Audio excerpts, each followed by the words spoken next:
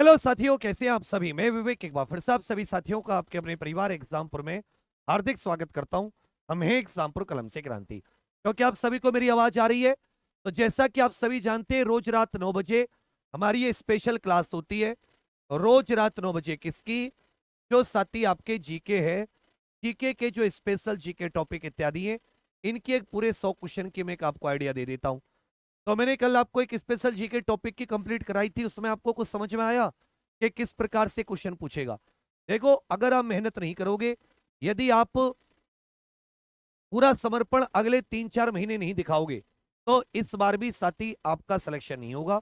लेकिन अगर आपने 120 दिन अब तक आपने इतनी मौज मस्ती की है, अपने जीवन को बहुत बर्बाद किया है, लेकिन अगर अगले 4 महीने आप अपने जीवन में बिल्कुल रुक कर बिल्कुल एकदम मेहनत कर देते हैं, तो आप ऐसा समझिए कि आप साथी बहुत कुछ लेकर जाएंगे।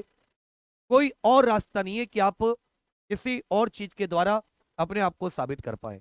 तो पहला क्वेश्चन आप सभी के सामने, अब ये जितने भी क्वेश्चन मैं आपसे पूछ रहा हूं, ये सारे के सारे साथी अगर आप इसको मोटे तौर पर देखोगे, तो आपको एक चीज समझ में आएगी कि हाँ भाई, इसमें जो हमने बताया गया है, ये कहीं ना कहीं आपके किसी न किसी टॉपिक से, चाहे शिक्षा वाले टॉपिक से जुड़ रही हो, चाहे ये योजना वाले टॉपिक से जुड़ रही हो, चाहे महिला सशक्तिकरण से जुड़ रही हो, कहीं ना कहीं लेकिन जुड़ जरूर रही होगी। जैसे पूछा, कस्तूरबा गांधी बालिका विद्यालय योजना ये किस वर्ष शुरू की गई थी? जो कस्तूरबा गांधी ये योजना करके है साथी, इसमें आपसे पूछा है, थोड़ा था यार, ये किस वर्ष शुरू की गई थी? तो वही आपसे पूछ लिया है कि जो कस्तूरबा गांधी योजना है, इसको देख लेते हैं। साल 2001, 2004, 2008 या साथी 2010। तो ये कई सारी स्कीम है जो आपके शिक्षा से संबंधित। जैसे अभी 1 अप्रैल 2018 से एक स्कीम चालू है, जिसको समग्र शिक्षा अभियान कहा जाता है। क्या कहा जाता है भैया? समग्र शिक्षा अभियान, या समग्र शिक्षा भी कह सकते हो। और ये कब तक चालू है? ये पहले 2021 तक थी, फिर 2021 से लेकर इसको 31 मार्च 2026 तक बढ़ा दिया गया है। कब तक? 2026 तक। और इसमें जो पुराने, जैसे सर्व शिक्षा अभियान हुआ करता था, एक सर्व शिक्षा अभियान का आपको याद हो 2001 से सर्व शिक्षा अभियान, इसी प्रकार साथ ही एक राष्ट्रीय माध्यमिक शिक्षा अभियान करके था, एक टीचर एजुकेशन करके 1987 की योजना थी। इन तीनों को मिलाकर समग्र शिक्षा में मिला दिया गया, समग्र शिक्षा में। तो अब यहां से पूछा है, कस्तूरबा गांधी बालिका विद्यालय योजना ये अगस्त 2004 से, ये कब से चालू है? अगस्त 2004। एससी एसटी जो साथी अल्पसंख्यक होते हैं या बिलो पॉवर्टी लाइन, अल्पसंख्यक और जो बिलो पॉवर्टी लाइन परिवार हैं, उनके बच्चियों को ध्यान दीजिएगा, छठी क्लास से लेकर 12वीं क्लास तक पढ़ाने की योजना है। छठी क्लास से लेकर 12वीं क्लास तक। और ये केंद्र द्वारा प्रायोजित है। पहले का उत्तर भी आपका बिल्कुल सही है। पहले का उत्तर क्या चाहता बच्चा? भी आपका बिल्कुल सही है। याद रखिएगा, समग्र शिक्षा अभियान में केंद्र और राज्यों के बीच की जो फंडिंग होती है वो 60-40 होती है। तो फंडिंग से संबंधित क्वेश्चन भी आपसे 100% पूछता है। क्वेश्चन नंबर 2, मुख्यमंत्री युवा उद्यमी विकास अभियान ये किस राज्य की सरकार के द्वारा शुरू किया गया है? मुख्यमंत्री युवा उद्यमी विकास अभियान, तो ये बात है जुलाई 2024 की। ये कब की बात है भैया? कहोगे सर ये 2024 की बातें हैं। 2024 में 5 लाख रुपए तक का लोन, 5 लाख रुपए तक का ब्याज मुक्त लोन, ब्याज मुक्त लोन, जिससे कि लोग अपनी कोई स्वरोजगार, कोई इकाई स्थापित कर पाए, कोई फैक्ट्री या जो भी वो अपना छोटा मोटा काम धंधा कर पाए, कोई अपनी यूनिट। इसमें प्रत्येक वर्ष 1 लाख लोगों को अगले 10 साल तक, जिससे कि उत्तर प्रदेश में 10 लाख ऐसी इकाई, 10 लाख ऐसे उद्यमी अगले 10 साल में तैयार हो सके। इसमें कितने लाख रुपए तक का? 5 लाख रुपए तक का। इसमें जो आयु है वो 18 से 45 वर्ष है। आयु कितनी है भैया? 18 से 45 वर्ष। तो प्रश्न संख्या 2 का उत्तर क्या जाएगा? उत्तर प्रदेश सरकार। मुख्यमंत्री युवा उद्यमी योजना, एम युवा योजना भी कहते हैं, ये उत्तर प्रदेश सरकार की स्वरोजगार को बढ़ावा देने के लिए, उद्यमिता को बढ़ावा देने के लिए एक प्रकार से आप कह सकते हो महत्वाकांक्षी योजनाएं। दूसरे का उत्तर भी। उपवन योजना में हरित जोन के निर्माण के लिए न्यूनतम भूमि क्षेत्र ये कितना निर्धारित किया गया है। उपवन योजना में न्यूनतम भूमि क्षेत्र ये साथी कितना निर्धारित किया गया है। तो देखिए सरकार ने दो योजना निकाली थी। एक तो उपवन योजना। उपवन योजना क्या है, इसमें जो नगर होते हैं, शहर होते हैं, जिसको नगर निगम, नगर परिषद या शहरों में गार्डन बनाने की योजना है। उद्यान समझते हैं, जिसको हम लोग बगीचा भी कहते हैं, गार्डन भी कह देते हैं, बगीचा अथवा गार्डन। तो शहरों में गार्डन विकसित करने से संबंधित है उपवन योजना। और ये जो गार्डन विकसित किए जाएंगे, एक नई टेक्निक है मियावाकी पद्धति। जापान में इस पद्धति से कम समय में घने वन या घने पेड़ उगाए जाते हैं। तो किस पद्धति से उगाए जाएंगे, कहोगे सर मियावाकी पद्धति से। किस सरकार की योजना है, इसमें कम से कम 2000 वर्ग मीटर का, 2000 स्क्वायर मीटर का क्या होना चाहिए, कहोगे सर जगह होनी चाहिए। जो उपवन योजना के तहत कम से कम कितना होना चाहिए, तो कहोगे सर उपवन योजना के तहत कम से कम, अच्छे से याद रखिएगा, 2000 स्क्वायर मीटर। ये योजना कब लॉन्च की गई थी, 11 जुलाई 2024 को। कब लॉन्च की गई थी, 11 जुलाई 2024 को उपवन योजना।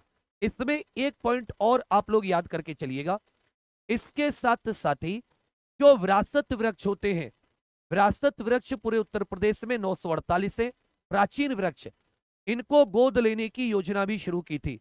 विरासत वृक्षों को गोद लेने की योजना, सबसे ज्यादा जो विरासत वृक्ष है वो उत्तर प्रदेश के वाराणसी में। तो इसमें न्यूनतम भूमि क्षेत्र कितना होना चाहिए, कहोगे सर कम से कम जो भूमि क्षेत्र उपवन योजना में चाहिए, ये कम से कम कितना चाहिए, उपवन योजना में कम से कम भूमि क्षेत्र, अच्छे से याद रखिएगा, 2000 स्क्वायर मीटर चाहिए। बहुत इंपॉर्टेंट है। तीसरे का उत्तर क्या गया, भी आपका बिल्कुल सही है। इसी में साथ ही हरित जोन का निर्माण किया जाएगा। कौन सी पद्धति से, मियावाकी पद्धति से। यह योजना लॉन्च कब की गई है, जुलाई 2024 में। प्रश्न संख्या 4 पर आ जाते हैं। रानी लक्ष्मीबाई स्कूटी योजना ये किस वर्ष की बजट घोषणा में सम्मिलित की गई थी। रानी लक्ष्मीबाई स्कूटी योजना किस वर्ष की उत्तर प्रदेश बजट घोषणा में शामिल की गई है।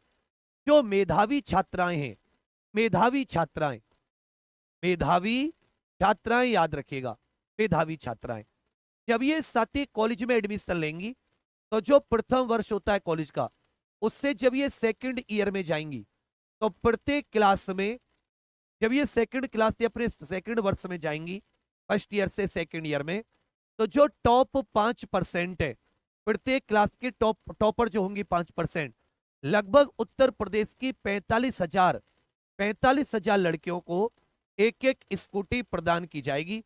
इसके लिए 400 करोड़ के बजट की घोषणा भी की गई। बजट में 400 करोड़ का प्रावधान भी किया गया। इसके लिए बजट में कितना प्रावधान, कहोगे सर 400 करोड़। ये जो 20 फरवरी 2025 को 2025 का बजट आया है, ये जो साथी 2025 का बजट आया है, तो अच्छे से याद रखेगा 2025-26 का बजट, जो कि फरवरी 2025 में घोषणा की गई, 2025-26 के बजट में उत्तर प्रदेश में 45,000 लड़कियों को स्कूटी देने की योजना है, जिसका नाम रानी लक्ष्मीबाई स्कूटी योजना है। और इसके लिए कितने बजट की घोषणा की गई है, इसके लिए कितने बजट की घोषणा की गई है, कहोगे सर इसके लिए लगभग 400 करोड़ के बजट की घोषणा की गई है। चौथे का उत्तर सी। उत्तर प्रदेश का सोनभद्र जिला भारत के कुल कितने राज्यों के साथ सीमा साझा करता है, लिख लीजिएगा। उत्तर प्रदेश यदि साथी जनसंख्या में देखोगे, तो जनसंख्या में उत्तर प्रदेश का पहला स्थान है। क्षेत्रफल में यदि आप देखते हैं, तो उत्तर प्रदेश का साथी चौथा स्थान है। लगभग देश का 7.33% क्षेत्रफल उत्तर प्रदेश के पास है, और देश की 16.51% जनसंख्या उत्तर प्रदेश में निवास करती है। कुल मिलाके अगर हम लोग ये देखें कि सबसे उत्तर में कौन सा जिला है, सबसे दक्षिण में कौन सा जिला है, सबसे पूर्व में कौन सा जिला है, और सबसे पश्चिम में कौन सा जिला है, ये भी बताइए उत्तर प्रदेश के। उत्तर प्रदेश की जो सीमा है वो 8 राज्य प्लस 1 यूनियन टेरिटरी दिल्ली से लगती है। 8 राज्य प्लस 1 यूनियन टेरिटरी दिल्ली से उत्तर प्रदेश की सीमा लगती है। सबसे पश्चिम का जिला हो जाता है शामली, सबसे पूर्व का जिला हो जाता है बलिया, इसको नोट करते चलना। सबसे उत्तर का हो जाता है सहारनपुर, सबसे उत्तर का, और सबसे दक्षिण का जिला है सोनभद्र। जो उत्तर प्रदेश का सबसे दक्षिण जिला है सोनभद्र, ये साथ ही सर्वाधिक वन भी है, सर्वाधिक वन क्षेत्र यहीं पर है, सोनभद्र में ही सर्वाधिक वन है उत्तर प्रदेश में। ये 4 राज्यों से घिरा हुआ है। 4 कौन से ऑप्शन पर है? ये सी वाले ऑप्शन पर है। कौन कौन 4 राज्य? एक हो जाता है एमपी, छत्तीसगढ़, बिहार और झारखंड। एमपी, छत्तीसगढ़, बिहार और झारखंड। मध्य प्रदेश, छत्तीसगढ़, बिहार और झारखंड। 5वें का उत्तर सी आपका बिल्कुल सही है। प्राचीन भारत में किस राजवंश ने सबसे अधिक संख्या में सोने के सिक्के जारी किए थे? सबसे अधिक संख्या में। आपको यह भी बताना है इस राजवंश में फाह्यान किसके समय पर आया। आपको यह भी बताना है कि प्रयाग प्रशस्ति इसमें से साथी किस इस राजवंश के किस राजा के सम्मान में लिखी गई थी। आपको यह भी बताना है इस वंश के किस शासक ने नालंदा विश्वविद्यालय का निर्माण किया। किस शासक ने नालंदा विश्वविद्यालय, प्राचीन नालंदा विश्वविद्यालय का निर्माण किया। इस समय के सोने के सिक्कों को क्या कहा जाता था? सोने के सिक्कों को दिनार। तो गुप्त काल में सर्वाधिक साथी सोने के सिक्के, सोने के सिक्कों को क्या कहा जाता था? होगे भैया, दिनार कहा जाता था। सोने के सिक्कों को क्या कहा जाता था? दिनार कहा जाता था। फाह्यान चंद्रगुप्त II विक्रमादित्य के समय पर आया। चंद्रगुप्त II, जिनको विक्रमादित्य भी कहते, उनके समय पर प्रयाग प्रशस्ति ये संस्कृत में कवि हरिशेन के द्वारा लिखी गई, कवि हरिशेन द्वारा। लेकिन साथी किसके लिए? समुद्रगुप्त के लिए। किसके लिए? समुद्रगुप्त के लिए। नालंदा विश्वविद्यालय की स्थापना ये कुमारगुप्त प्रथम ने की है। किसने भैया? कुमारगुप्त प्रथम। जबकि इस वंश का अंतिम शासक, इस वंश का अंतिम शासक याद रखिएगा विष्णुगुप्त था। इसका अंतिम शासक कौन था? विष्णुगुप्त। तो यहां से कई प्रकार के क्वेश्चन पूछे जा सकते हैं। इस वंश का सबसे अंतिम शासक कौन था? कहोगे सर विष्णुगुप्त। इस समय के सोने के सिक्कों को क्या कहा जाता था? दीनार। ये गुप्त वंश की बात है। फाह्यान चंद्रगुप्त II के समय पर प्रयाग प्रशस्ति कवि हरिशेन ने समुद्रगुप्त के लिए। नालंदा विश्वविद्यालय की स्थापना कुमारगुप्त प्रथम। पूछेगा गुप्त वंश का अंतिम शासक कौन था? उत्तर देके बताओ सबके सब कमेंट्स में। गुप्त वंश का अंतिम। अगर सर्वाधिक शुद्ध की बात आए कि सबसे पहले शुद्ध सोने के सिक्के, सबसे पहले शुद्ध सोने के सिक्के, तो शुद्ध सोने के जो कॉइन्स थी वो सबसे पहले कुषाण वंश के राजाओं ने चलाए थे, शुद्ध सोने के सिक्के। छठे का उत्तर ए आपका बिल्कुल सही है। वन स्टॉप सेंटर योजना ये किस मंत्रालय के तहत होती है? इसको सखी वन स्टॉप सेंटर कहते हैं। सखी वन स्टॉप सेंटर, इसको क्या कहा जाता है? सखी वन स्टॉप सेंटर। इसमें जैसे कोई महिला घरेलू हिंसा से पीड़ित है, किसी महिला के साथ कोई कुछ ज्यादती हुई है, तो वो महिला यहां पर अधिकतम 5 दिन के लिए रुक सकती है। एक प्रकार के महिला हॉस्टल मान सकते हैं। यहां पर अधिकतम 5 दिन के लिए महिला रुक सकती है वन स्टॉप सेंटर में। ये 1 अप्रैल 2015 से योजना आई। कब से आई कहोगे भैया? 1 अप्रैल 2015 से। निर्भया फंड के द्वारा योजना चलती है। इसके लिए 100% पैसा कौन देती है? केंद्र सरकार, महिला एवं बाल विकास मंत्रालय, महिला एवं बाल विकास मंत्रालय। इसी को किसके साथ, जो महिला हेल्पलाइन होती है, महिला हेल्पलाइन जिस पर घरेलू हिंसा आदि की शिकायत की जाती है, 181 के साथ अटैच है। ये जो वन स्टॉप सेंटर होते हैं ये किसके साथ अटैच है? 181। ये बताइए उत्तर प्रदेश में महिला हेल्पलाइन क्या है? 181 के अलावा उत्तर प्रदेश में 181 के अलावा महिला हेल्पलाइन क्या है? इस प्रकार की मैंने आपको क्या बता के चला था, किस प्रकार की कम से कम 100-150 योजना करनी है तुम्हें। कितनी योजना करनी है कहोगे भैया? 100-150 योजना करनी है। और मेरी तरफ से मेहनत में कसर नहीं पाओगे। अगर कसर रही तो तुम्हारे जज्बे में, तुम्हारे मेहनत में, तुम्हारे प्रयासों में। मेरी तरफ से मेहनत में कसर नहीं पाओगे, क्योंकि मैंने ठान लिया है कि राहें जहां तक जाएंगी राहगीर वहां तक जाएगा।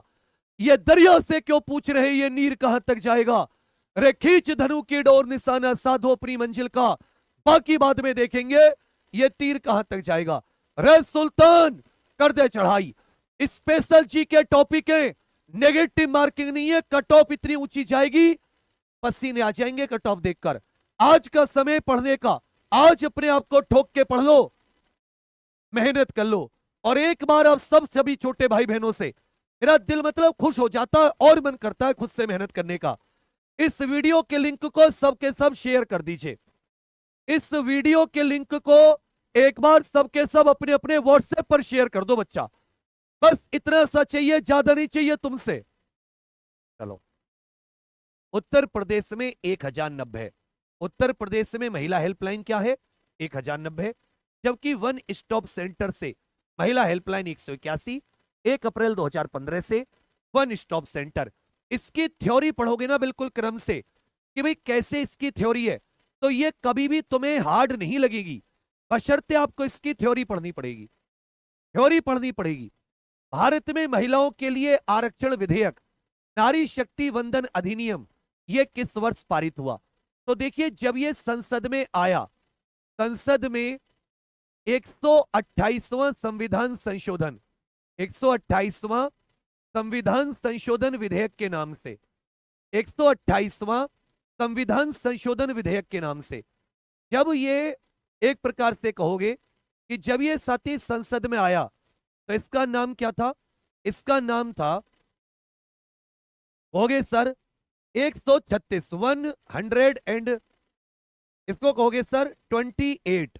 अच्छा, 128वां संविधान संशोधन विधेयक, 128वां संविधान संशोधन विधेयक, 128वां संविधान संशोधन विधेयक, 128वां संविधान संशोधन विधेयक के नाम से, 128वां संविधान संशोधन विधेयक, इस नाम से विधेयक 2023। और जब साथी ये पारित हो गया, ये पारित हुआ 20 और 21 सितंबर को, 20 और 21 सितंबर को लोकसभा राज्यसभा से, लोकसभा से 20 सितंबर, 21 सितंबर राज्यसभा से, और 28 सितंबर को राष्ट्रपति जी के द्वारा मंजूरी दे दी गई। राष्ट्रपति की सहमति, राष्ट्रपति की सहमति कब मिली है? तो कहोगे सर 28 सितंबर को।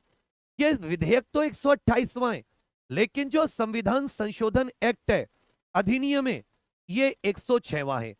106वां संविधान संशोधन अधिनियम।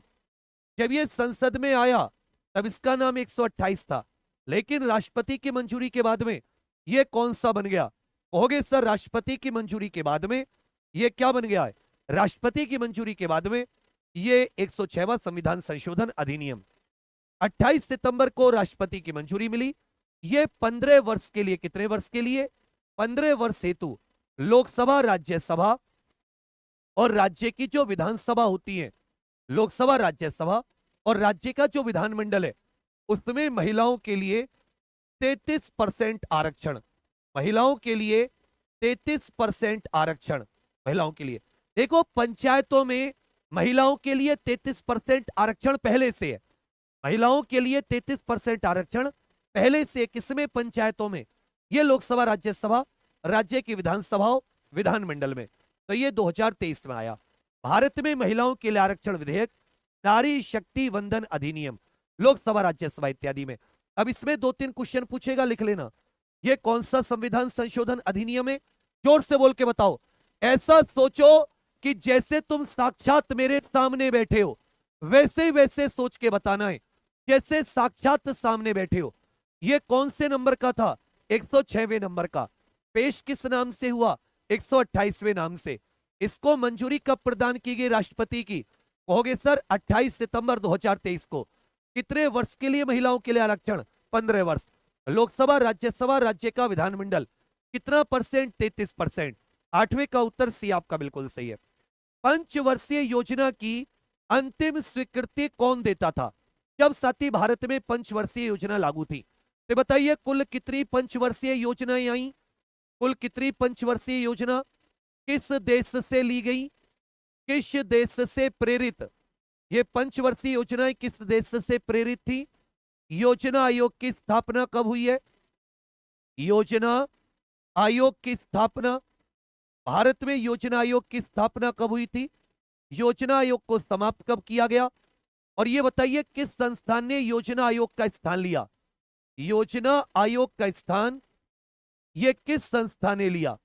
योजना आयोग का स्थान ये किसके द्वारा लिया गया? तो हर क्वेश्चन से संबंधित 360 डिग्री उसकी चीजों को 360 डिग्री कुल 12 पंचवर्षीय योजना 1928 में सबसे पहले रूस के स्टालिन ने इसको शुरू किया था। रूस में कब शुरू हुई थी? 1928 में।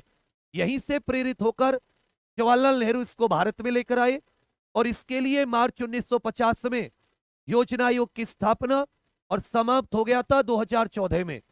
और 1 जनवरी 2015 से, कब से भैया? 1 जनवरी 2015 से योजना आयोग का स्थान नीति आयोग ने लिया। योजना आयोग का स्थान किसने लिया है? कहोगे बड़े भैया नीति आयोग ने। किसने लिया? नीति आयोग। उस समय राष्ट्रीय विकास परिषद होती थी जो खुद 1952 में बनी थी। यह राष्ट्रीय विकास परिषद पंचवर्षीय योजनाओं को अंतिम स्वीकृति देती थी। इंद्रधनुष बनने का कारण क्या है? ये बताओ। ये टॉपिक मैंने ये क्वेश्चन मैंने तुम्हारे सिलेबस के किस टॉपिक से उठाया? ये जो तुम्हारे सामने प्रश्न है ये मैंने तुम्हारे किस टॉपिक से उठाया है? एक बार सबके सब बताइए। समझ में तो चीजें आ रही है ना आपको? जल्दबाजी मत करवाना मुझसे।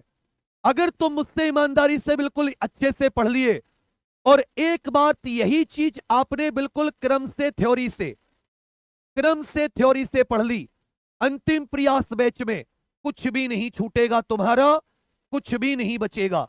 ये मात्र 99 रुपए का है। सारे के सारे जुड़कर इतना बेस्ट कंटेंट तैयार है, सब कुछ अपलोड है और जो 4-5 टॉपिक स्पेशल जुड़े हैं उनका भी अपलोड करा रहा हूं। सर इसमें इंद्रधनुष में हमेशा याद रखिएगा जो सूर्य होना चाहिए वो आपके पीछे होना चाहिए। सूर्य क्या होना चाहिए? आपके पीछे। और बारिश का मौसम, हवा में बारिश हुई होनी चाहिए, मतलब बारिश की बूंदें हवा में होनी चाहिए। तो सबसे पहले होता है अपवर्तन। इसमें 3 कार्य होते हैं। अपवर्तन के बाद में होता है डिस्पर्सन। क्या होता है? डिस्पर्सन।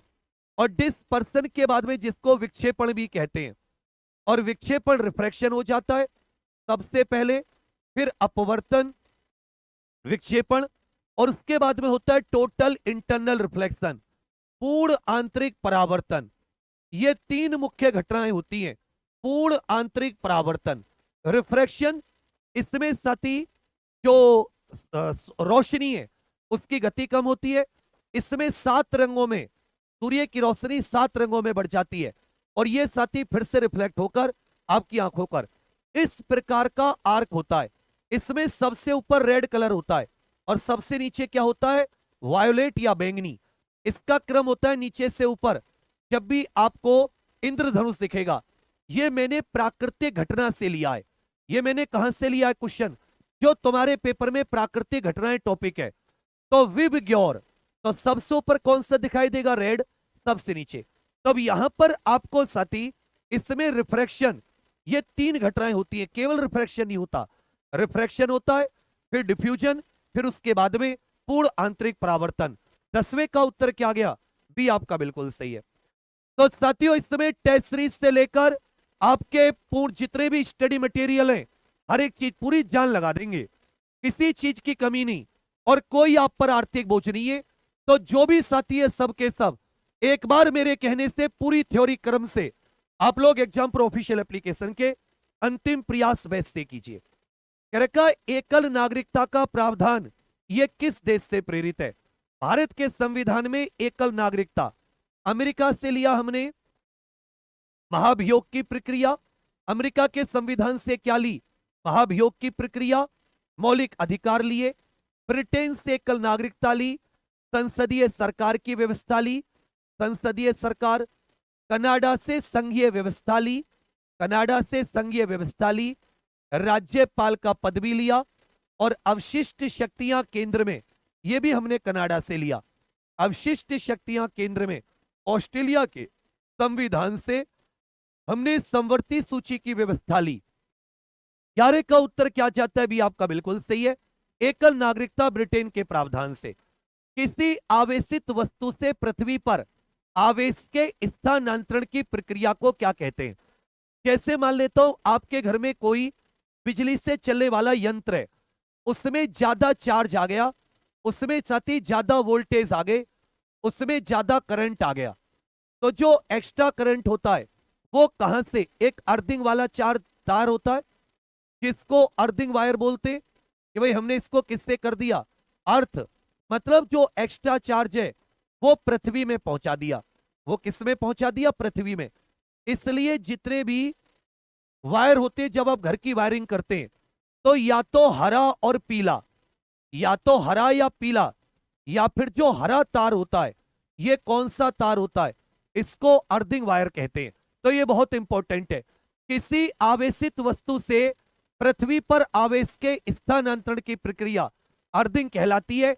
यह भी अच्छे से याद रखिएगा, आपकी नेचुरल फिनोमिना या प्राकृतिक घटनाओं से क्वेश्चन है। और अर्थिंग के तार का रंग कैसा होता है, या तो हरा पीला या हरा। कौन सी प्राकृतिक घटना नहीं है, इनमें से कौन सी एक प्राकृतिक घटना नहीं है, इनमें से कौन सी एक प्राकृतिक, कि कोई साथ देना दे तू चलना सीख ले, हर आग से हो जा वाकिफ तू जलना सीख ले। मेहनत में कमी मत करो, ऐसा ही पूरा का पूरा पेपर आएगा बच्चा, बस थोड़ी सी जान लगा दो। पेन कॉपी लेकर बैठो, थोड़ा थोड़ा उतारना चाहिए, धीरे धीरे सीखने लगोगे। और जैसे थ्योरी 60 दिन में कंप्लीट करके आएंगे, एक भी ऐसा क्वेश्चन नहीं होगा तुम्हें जो लास्ट के 30-40 दिन जब पेपर के रह जाएंगे ना आता हो। अब भरोसा तो करो बच्चा एक बार। चलिए, भूकंप प्राकृतिक घटना है, टेक्टोनिक प्लेट के कारण होती है, टेक्टोनिक प्लेट के कारण होती है प्राकृतिक घटनाएं। चक्रवात ये भी प्राकृतिक घटनाएं। जो भूस्खलन हो जाता है, पहाड़ से पत्थर गिरते हैं, ये भी साथी भूस्खलन की घटना प्राकृतिक है। लेकिन प्रदूषण ये कुछ मामलों में प्राकृतिक भी होता है। जैसे मान लो कहीं पर ज्वालामुखी फट गया, उससे पॉल्यूशन हुआ। लेकिन वर्तमान में ये मानव निर्मित समस्या ज्यादा है, ये मानव निर्मित समस्या ज्यादा है, मानव निर्मित समस्या। 13 का उत्तर क्या जाता है, सी आपका बिल्कुल सही है। किससे स्थैतिक विद्युत से आवेशित किया जा सकता है। स्टैटिक इलेक्ट्रिसिटी होती है जिसको साथी स्थैतिक विद्युत कहा जाता है। जैसे हाथों को रगड़ने से, आपने देखा होगा कंघा होता है, आपके सूखे बाल हैं, आप कंघे को घिसकर, बालों पर ऐसे घिसकर जब कंघे को बालों के पास लाता है तो वो बालों को अट्रैक्ट करने लगता है, सूखे बालों को अपनी तरफ आकर्षित करने लगता है। इसी को साथी, जबकि कंघा क्या है, कंघा कहोगे कुचालक है क्योंकि वो प्लास्टिक का बना है। तो जो कुचालक होते हैं जिनको इंसुलेटर कहते हैं, इनको कैसे चार्ज किया जाता है, स्थैतिक विद्युत से चार्ज किया जाता है। यह भी प्राकृतिक घटना के अंतर्गत ही आता है जो हमारे वायुमंडल आदि में हमारे आसपास होती है। पूछा है 12वां अंतरराष्ट्रीय हिंदी सम्मेलन यह किस देश में आयोजित हुआ था। आपको राष्ट्रीय हिंदी दिवस बताना है, अंतरराष्ट्रीय हिंदी दिवस बताना है। राष्ट्रीय हिंदी दिवस बताइए कब आयोजित हुआ था, विश्व हिंदी दिवस बताइए कब आयोजित हुआ था।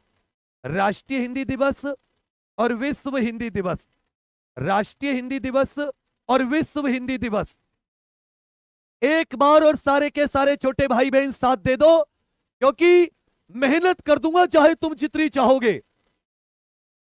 खून पसीना कतरा कतरा तुम्हारे ऊपर लगा देंगे तुम्हारे लिए मेहनत करने पर, और यहीं से तुम लोग एग्जाम निकालोगे फर्राटेदार तरीके से।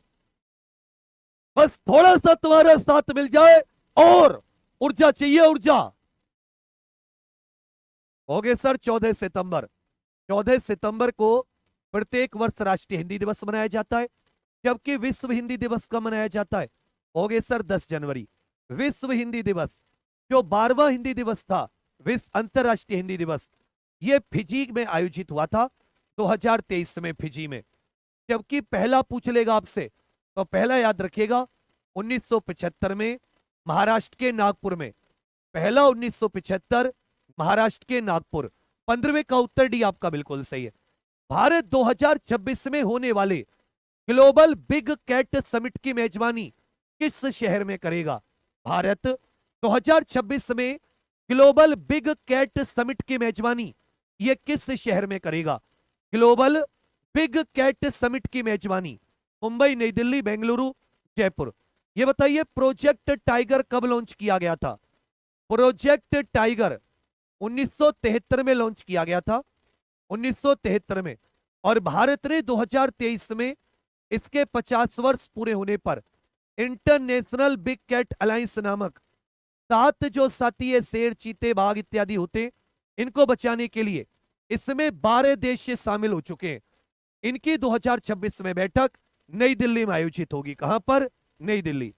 1944 में ब्रिटेन वुड्स सम्मेलन में भारत के प्रतिनिधि कौन थे? सन 1944 में अमेरिका में एक सम्मेलन हुआ जिसको ब्रिटेन वुड्स सम्मेलन कहा जाता है। ब्रिटेन वुड्स सम्मेलन ये कहां पर हुआ? अमेरिका में हुआ। किस वर्ष हुआ? 1944। इस सम्मेलन से ये अंतरराष्ट्रीय सम्मेलन वाला टॉपिक है। दो संस्था निकली, एक का नाम था विश्व बैंक और एक है अंतरराष्ट्रीय मुद्रा कोष। दोनों 1944 में ब्रिटेन वुड्स, इनको बहनें भी कहते या ब्रिटेन वुड्स जुड़वा भी कहते इनको, क्योंकि दोनों का एक ही उससे गठन हुआ। इसने 25 जून 1946 से काम करना शुरू किया। से कार्य आरंभ। आपसे पूछेगा वर्ल्ड बैंक का गठन कब हुआ? 1944 में। इसने कार्य कब से शुरू किया? 25 जून 1946 से। आईएमएफ का गठन कब हुआ? 1944 में। इसने कार्य 1 मार्च 1947 से शुरू किया। कार्य कब से शुरू किया? 1 मार्च 1947 से अपना काम। दोनों का हेडक्वार्टर वॉशिंगटन डीसी है। अमेरिका की राजधानी वॉशिंगटन डीसी में दोनों का हेडक्वार्टर है। तो ये बहुत इंपॉर्टेंट पॉइंट है कि वर्ल्ड बैंक ने कब से काम शुरू किया? 25 जून 1946, जबकि आईएमएफ ने 1 मार्च 1947। पूछेगा कि वर्ल्ड बैंक और आईएमएफ का हेडक्वार्टर कहां पर है, तो कहोगे साथी जॉन मथाई।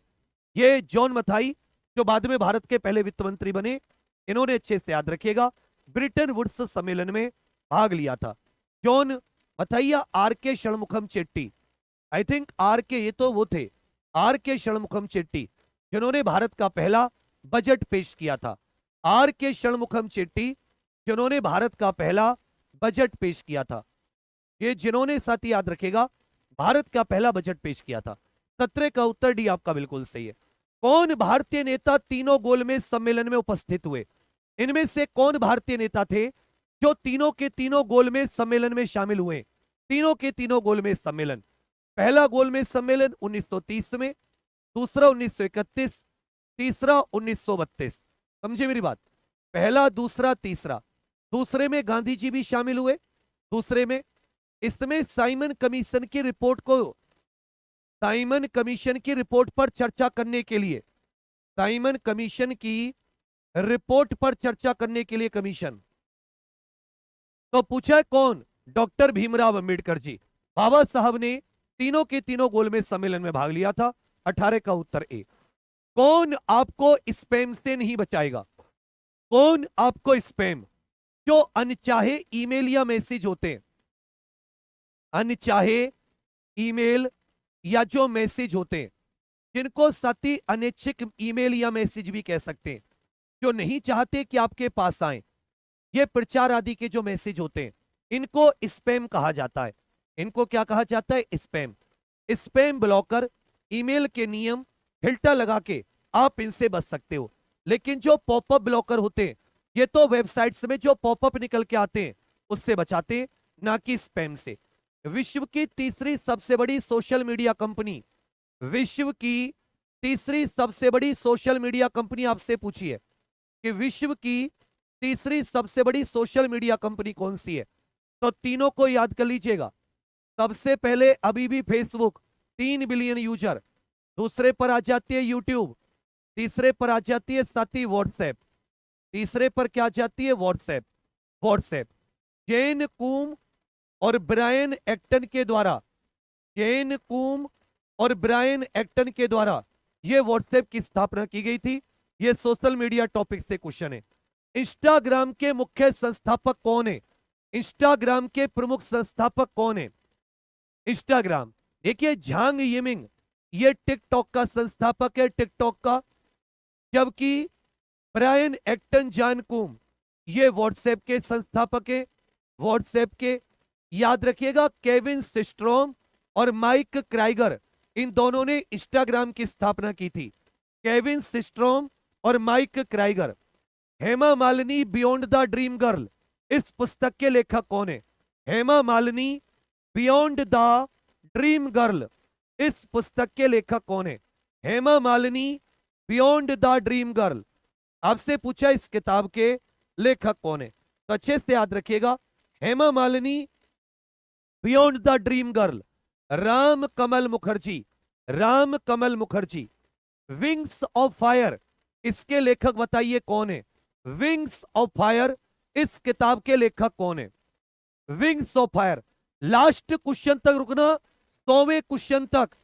और आप सभी को पता है परसों 22 तारीख को किताब लॉन्च हो रही है, 22 सितंबर रात के 9 बजे। और एक और महत्वपूर्ण पॉइंट समझ लो, 23 तारीख को साथी सुबह 8 बजे से जब सो के उठोगे तो सबसे पहले क्लास में 12 घंटे की कंप्लीट सिलेबस की मैराथन लेकर आ रहा हूं। अब कहोगे सर अभी से 12 घंटे की क्या जरूरत है? अभी तक तुम्हारे अंदर जोश है, जितना तुम इस जोश में पढ़ लोगे बाकियों से आगे निकल जाओगे। मैं तुम्हें अभी 40 से 50 क्वेश्चन की गारंटी दे सकता हूं, इस क्लास से बाहर नहीं आएंगे। तो क्या इस क्लास में तुम सब लोग लाइव लेने के लिए तैयार हैं? लाइव लेने से क्या होगा कि मुझे भी साथी थोड़ा सा हौसला मिलेगा। जो तैयार है एक बार दिल वाली इमोजी दे के बता दो। 23 नवंबर रविवार सुबह 8 बजे, रविवार का दिन है, तो सब लोग बिल्कुल एकदम पेन कॉपी लेकर बैठ जाना। इस दिन हमें बहुत मेहनत करनी है, मेरा शरीर थकेगा, मेहनत लगेगी, मैं चाहूंगा तुम भी मेहनत करें। ठीक है भैया, याद रखिएगा एपीजे अब्दुल कलाम की किताब है, किसकी? APJ Abdul Kalam. Arundhati Roy God of small things, Arundhati Roy God of small things, Arundhati Roy God of small things. तो इसका उत्तर है आपका बिल्कुल सही है। कौन सी पुस्तक सचिन तेंदुलकर की जीवनी है? कौन सी पुस्तक सचिन तेंदुलकर द्वारा मिलकर लिखी गई है? मतलब ये इनकी जीवनी है, ऐसा नहीं कि पूरी की पूरी इन्होंने लिखी है। India of my dreams, untold story, train to Pakistan, playing it my way, playing it my way. ये भारत रत्न पाने वाले सबसे युवा हैं 2014 में। भारत रत्न पाने वाले सबसे युवा, भारत रत्न पाने वाले सबसे युवा हैं सचिन तेंदुलकर। लिंक्डइन के सीईओ बताइए। 2003 में लिंक्डइन यह प्रोफेशनल को कनेक्ट करती है। लिंक्डइन वेबसाइट जो है ये साथी प्रोफेशनल लोगों को कनेक्ट करती है, प्रोफेशनल लोगों की सोशल मीडिया है। इसके 2003 में इसकी स्थापना एरिक लाई और रीड हॉफमैन के द्वारा की गई थी। रीड हॉफमैन और एरिक लाई के द्वारा लिंक्डइन की घोषणा की गई थी। ये इसके संस्थापक थे, लेकिन संस्थापक नहीं पूछा, इसके सीईओ पूछा है, रयान रोसलांस्की, रयान रोसलांस्की। तो अच्छे से याद रखेगा रयान रोसलांस्की, ये लिंक्डइन के सीईओ है। तर्क की खोज साथी किसने की थी? तर्क की खोज, लॉजिक की खोज, इनमें से किसने की थी? लॉजिक की खोज तो जो अरस्तु थे, अरस्तु, इन्होंने लॉजिक की खोज की थी। पूछेगा पीएच स्केल का आविष्कार जो बताता है कौन सी चीज एसिड है, कौन सी चीज अम्ल है और कौन सी चीज क्षार है, इसका आविष्कार किसने किया था? पीएच स्केल का आविष्कार। देखिए अगर कोई चीज 7 से कम होती है तो ये एसिड है, अम्ल, और अगर कोई चीज 7 से ज्यादा है तो याद रखिएगा ये क्षार है। 7 वाली न्यूट्रल होती है, उदासीन, न्यूट्रल। पीएच स्केल का आविष्कार किसने किया था? एसपी सोरेनसन ने किया था। किसने? SP Sorensen. पूछा है प्रिंटिंग प्रेस का आविष्कारक कौन है? प्रिंटिंग प्रेस का आविष्कारक कौन है? प्रिंटिंग प्रेस का आविष्कारक कौन है भाई? भागो मत बच्चा जब तक पूरा नहीं होता, जब तक पूरा 100 के 100 क्वेश्चन नहीं होते। कोई और ऑप्शन है क्या? तो याद रखिएगा, गुटेनबर्ग के द्वारा प्रिंटिंग प्रेस का आविष्कार किया गया था। विश्व पर्यटन दिवस कब मनाया जाता है? विश्व पर्यटन दिवस, जो यूएन पर्यटन करके ये विश्व की सबसे बड़ी पर्यटन संगठन है। इसका हेडक्वार्टर मैड्रिड में। इसका हेडक्वार्टर कहां पर है? मैड्रिड स्पेन में। इसका हेडक्वार्टर मैड्रिड स्पेन में। विश्व पर्यटन दिवस किस दिन मनाया जाता है? याद रखिएगा 27 सितंबर। विश्व पर्यटन दिवस 27 सितंबर। सत्य शोधक समाज के संस्थापक कौन थे? सत्य शोधक समाज 1873 में पुणे में। कहां पर? 1873 में पुणे में। इनमें से किसने सत्य शोधक समाज? तो याद रखिएगा महात्मा ज्योतिबा फुले। दयानंद सरस्वती 1875। 1875 आर्य समाज। 1875 आर्य समाज। 30 का उत्तर भी आपका बिल्कुल सही है। अंतरराष्ट्रीय महिला दिवस कब मनाया जाता है? अंतरराष्ट्रीय महिला दिवस कब मनाया जाता है? खींचकर उत्तर दो सबके सब। अंतरराष्ट्रीय महिला दिवस कब मनाया जाता है? कि यूं ही नहीं मिलती मंजिल, राही को दिल में जुनून सा जगाना पड़ता है। किसी ने पूछा चिड़िया से सुंदर घोंसला कैसे बना? तो बोली उड़ना पड़ता है बार बार, तिनका तिनका उठाना पड़ता है। प्रत्येक वर्ष 8 मार्च को, प्रत्येक वर्ष, जबकि 15 मार्च ये साथी उपभोक्ता अधिकार दिवस होता है। 15 मार्च को उपभोक्ता अधिकार दिवस होता है। 15 मार्च। 31 का उत्तर सी। राष्ट्रीय प्रदूषण नियंत्रण दिवस कब मनाया जाता है? भारत में राष्ट्रीय प्रदूषण नियंत्रण दिवस, भारत में राष्ट्रीय प्रदूषण नियंत्रण दिवस 1 दिसंबर, 2 दिसंबर, 3 दिसंबर, 4 दिसंबर। तो याद रखिएगा विकलांग अधिकार दिवस जो होता है ये 3 दिसंबर को मनाया जाता है। 3 दिसंबर। जबकि प्रत्येक वर्ष 2 दिसंबर को राष्ट्रीय प्रदूषण नियंत्रण, 1 दिसंबर को एड्स दिवस मनाया जाता है। तो राष्ट्रीय प्रदूषण नियंत्रण दिवस ये 2 दिसंबर को। ऑस्ट्रेलिया की राजधानी बताइए। ऑस्ट्रेलिया देश की राजधानी क्या है? ऑस्ट्रेलिया देश की राजधानी। अभी तुम्हें हो सकता है थोड़ी बहुत ऐसे लगे तनख्वाह कम है क्या है, पर जब तुम उसके गुण देखोगे कि अपने जनपद में नौकरी, घर से अप डाउन, अपने घर का भी ख्याल, आगे की तैयारी भी कर सकते हैं, फिक्स ड्यूटी होती है और 4 पैसे आपको आपके हाथ में आएंगे परमानेंट। और जैसे ही 8वां वेतन लगेगा ये कम से कम साथी 45,000 होगी। कम से कम बता रहा हूं। ऑस्ट्रेलिया की राजधानी कैनबरा ऑस्ट्रेलिया की राजधानी है। कैनबरा ऑस्ट्रेलिया की राजधानी। ब्राजील की राजधानी बताइए। ब्राजील की राजधानी। ब्राजील की मुद्रा पूछ ले, रियल याद रखिएगा ये ब्राजील की मुद्रा है। ब्राजील की मुद्रा क्या है? REAL। राजधानी यहीं के बेलेम शहर में, आपको याद होगा ब्राजील के COP30 की बैठक हो रही है। ब्रासीलिया ये ब्राजील की राजधानी है। ब्रासीलिया। पूछा है अर्जेंटीना की राजधानी क्या है? अर्जेंटीना की राजधानी, जबकि अर्जेंटीना की मुद्रा क्या है? पीसो। अर्जेंटीना की मुद्रा क्या हो जाती है? पीसो। अर्जेंटीना की राजधानी कहोगे sir Buenos Aires. Buenos Aires. Iran की राजधानी पूछा है। ईरान की, ईरान की राजधानी तो याद रखेगा तेहरान शहर, ये ईरान की राजधानी है। 2023 का इंदिरा गांधी शांति पुरस्कार, इंदिरा गांधी शांति पुरस्कार 25 लाख रुपए का पुरस्कार है। इसका है 25 लाख का। 2024 का तो मिशेल बैचलेट को मिला है। ये 100% नहीं, 1000% वाला क्वेश्चन है। Most most most most most most most important, सबसे ज्यादा महत्वपूर्ण है। 2024 में ये मिशेल बैचलेट को मिला। इसके प्रथम भारतीय विजेता जो थे वो मरणोपरांत राजीव गांधी थे। मरणोपरांत कौन थे? राजीव गांधी। ये साथी निरस्त्रीकरण, शांति आदि के प्रयासों के लिए दिया जाता है। निरस्त्रीकरण और शांति आदि के प्रयासों के लिए दिया जाता है, जिसको इंदिरा गांधी प्राइज भी कहते हैं। 25 लाख रुपए का पुरस्कार है। सबसे पहले 1986 में। सर्वप्रथम कब दिया गया था? ये 1986 में। स्थापना 1985 में, पहली बार 1986 में। 2024 का मिशेल बैचलेट, ये चिली की रहने वाली है। चिली। जबकि प्रथम भारतीय विजेता ये राजीव गांधी। तो डेनियल बोरेनबोइम और अली अबू अव्वाद, ये डेनियल बोरेनबोइम अर्जेंटीना और अली अबू अव्वाद ये फलस्तीन के। कहां के भैया? फलस्तीन। तो प्रश्न संख्या 37 का उत्तर क्या जाता है? भी आपका बिल्कुल सही है। 37 का उत्तर भी 25 लाख रुपए का पुरस्कार है। राष्ट्रीय गोपाल रत्न पुरस्कार ये किस मंत्रालय के द्वारा दिए जाते हैं? राष्ट्रीय गोपाल रत्न पुरस्कार ये कौन सा मंत्रालय देता है? राष्ट्रीय गोपाल रत्न पुरस्कार। इसी में आपको बताना है राष्ट्रीय दुग्ध दिवस कब मनाया जाता है। राष्ट्रीय दुग्ध दिवस कब मनाया जाता है? इसी में आपको बताना है राष्ट्रीय अंतरराष्ट्रीय दुग्ध दिवस कब मनाया जाता है। अंतरराष्ट्रीय दुग्ध दिवस कब मनाया जाता है? तो अंतरराष्ट्रीय दुग्ध दिवस 1 जून को मनाया जाता है, जबकि राष्ट्रीय दुग्ध दिवस ये 26 नवंबर को।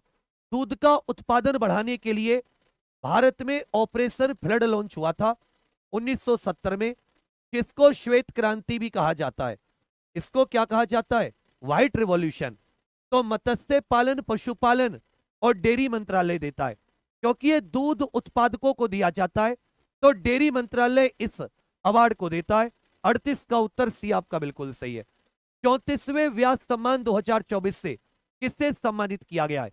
ये 4 लाख रुपए का पुरस्कार है। 4 लाख रुपए का केवल हिंदी के लेखक को दिया जाता है। के बिड़ला फाउंडेशन देती है। इसे कौन देती है? के बिड़ला फाउंडेशन।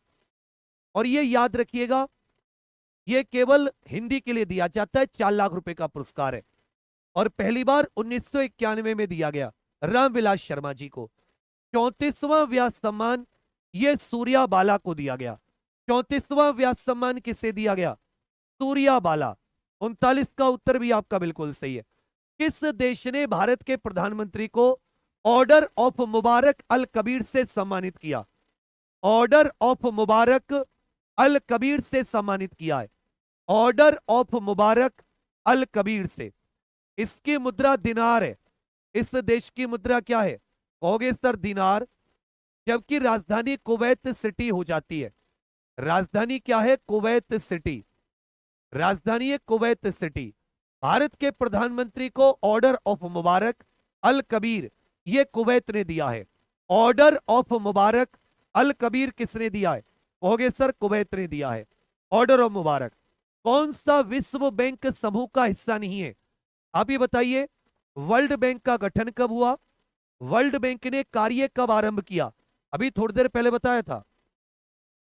कार्य कब आरंभ किया है और इसका हेडक्वार्टर कहां है? ये तीनों की तीनों चीजें अभी थोड़ी देर पहले। IBRD ये भी वर्ल्ड बैंक का हिस्सा है। ये सबसे पुराना 1944 से। IDA 1960 से। ये सस्ते उस पर लोन देता है। MIGA भी है। इसके अलावा ISCR भी करके हो जाता है। और अंतरराष्ट्रीय वित्त कारपोरेशन IFC, ये 5 से मिलकर वर्ल्ड बैंक बनता है। IMF जो है ये स्वतंत्र संस्था है। स्वतंत्र, ये वर्ल्ड बैंक का हिस्सा नहीं है। तो गठन 1944, कार्य 7 जून 25 या 26 जून कब से शुरू किया? 1946 से। और इसका हेडक्वार्टर कहां पर है? कहोगे सर वॉशिंगटन DC। इसका हेडक्वार्टर कहां पर है? तो कहोगे सर वॉशिंगटन DC। इसका हेडक्वार्टर कहां पर है? तो आप कहोगे सर वॉशिंगटन DC। इसका हेडक्वार्टर कहां पर है? कहोगे भैया जी वॉशिंगटन DC। 25 जून 1946 से कार्य शुरू किया था। 41 का उत्तर डी। संयुक्त राष्ट्र की एकमात्र त्रिपक्षीय एजेंसी कौन सी है? त्रिपक्षीय जिसमें सरकार के साथ साथ प्राइवेट NGO आदि भी डिसीजन मेकिंग में शामिल होती है। एकमात्र ऐसी त्रिपक्षीय। बाकी गवर्नमेंट और यूनाइटेड नेशंस के बीच में इसमें साथी NGO आदि भी शामिल होती है। इसका गठन 1919 में किया गया और इसका जो हेडक्वार्टर है वो जिनेवा स्विट्जरलैंड में। इसका हेडक्वार्टर जिनेवा स्विट्जरलैंड में। WHO 7 अप्रैल 1948, हेडक्वार्टर कहां पर है? जिनेवा में। ILO इंटरनेशनल लेबर ऑर्गेनाइजेशन ये 1919, ये एकमात्र त्रिपक्षीय एजेंसी है। यूनिसेफ 1940, इसका हेडक्वार्टर न्यूयॉर्क में हो जाता है। न्यूयॉर्क। जबकि यूनेस्को 1945, इसका हेडक्वार्टर पेरिस है। तो राष्ट्रीय अंतरराष्ट्रीय संगठन वाला जो टॉपिक है वहां से क्वेश्चन पूछा गया। विश्व व्यापार संगठन की स्थापना कब हुई है? विश्व व्यापार संगठन की स्थापना, ये क्लास रोज रात 9 बजे होती है बच्चा, रोज रात 9 बजे। इस चीज को अच्छे से याद रखिएगा। ये क्लास कितने बजे होती है? तो कहोगे सर ये क्लास रोज रात 9 बजे। अब जो साथी आप ये क्लास देख रहे हो, इसी क्लास के कमेंट्स में एक लिंक लगा हुआ है, इसी क्लास के कमेंट्स में एक लिंक लगा हुआ है जो आपको 23 तारीख का याद रखिएगा, रविवार सुबह 8 बजे से जो 12 घंटे की मैराथन है, ये परसों जीके की किताब है।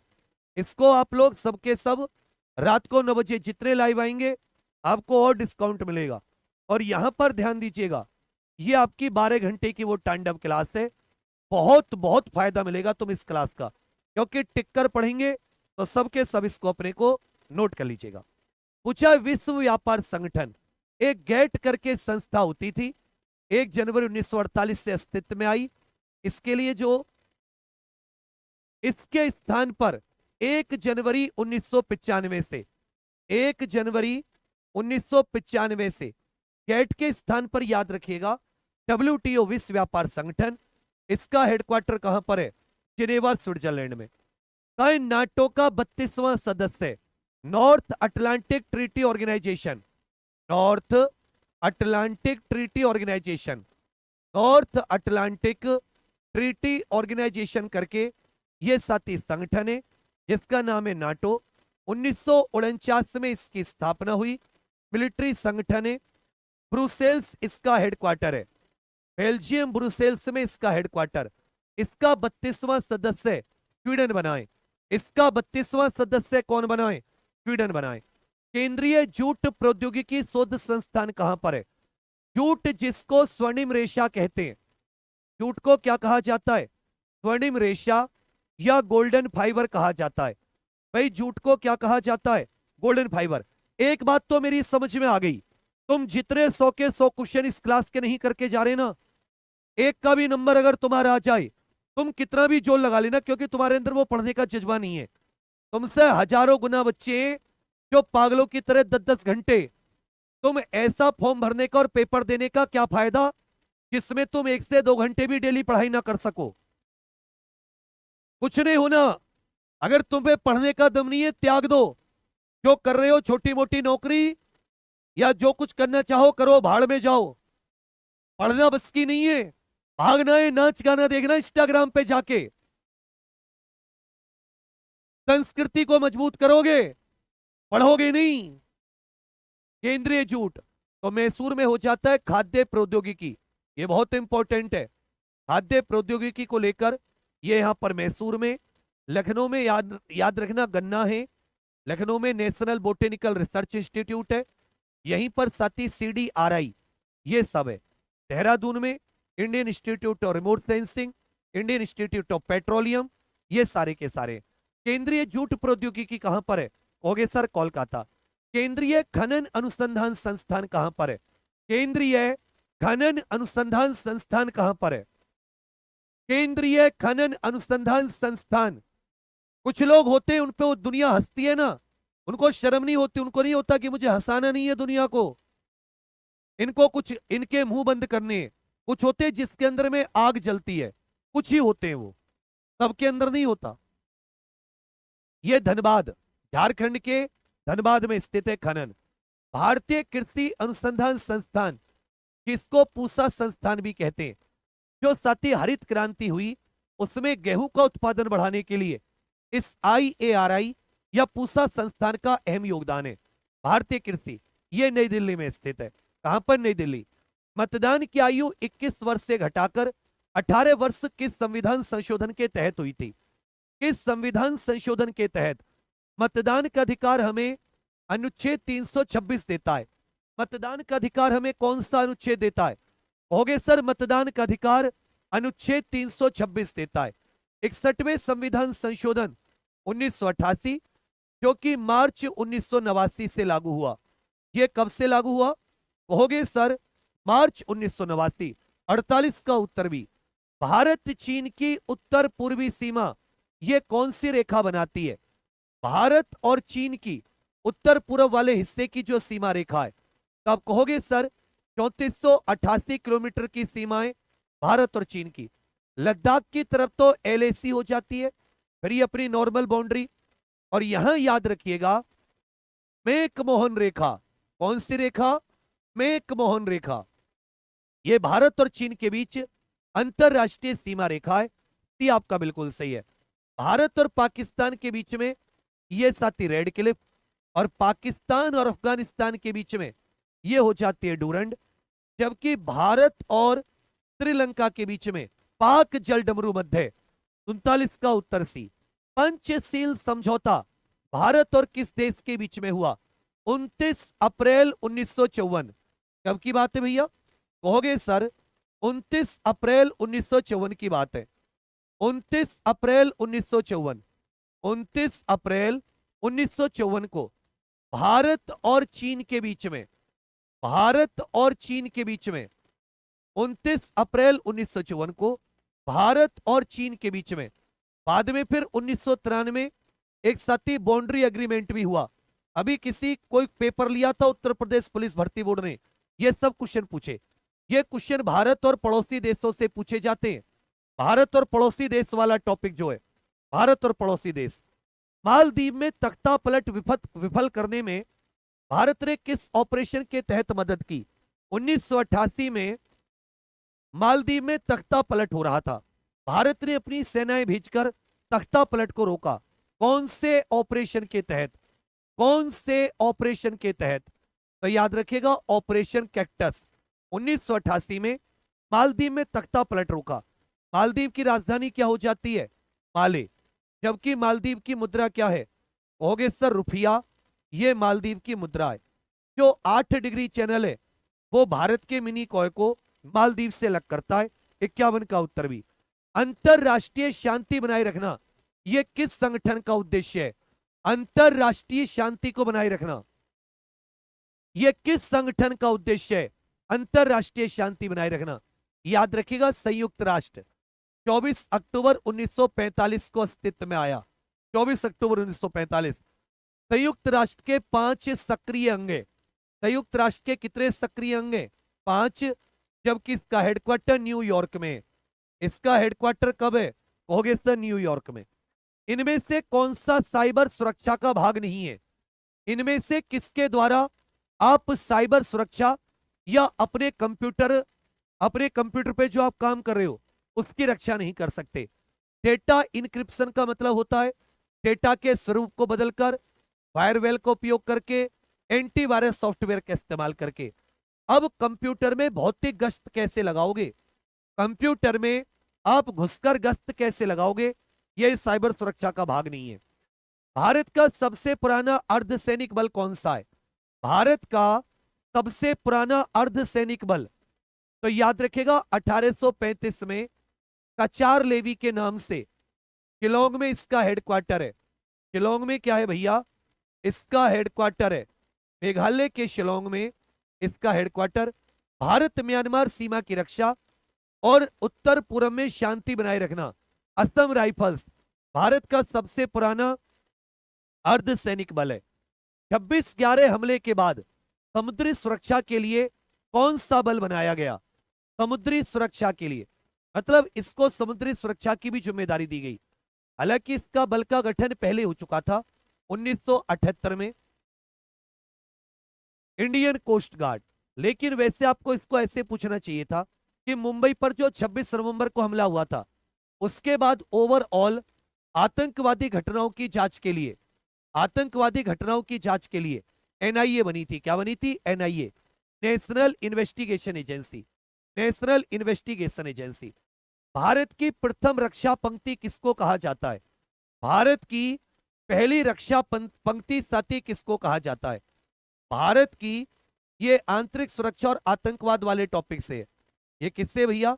आंतरिक सुरक्षा और आतंकवाद, प्रथम रक्षा पंक्ति।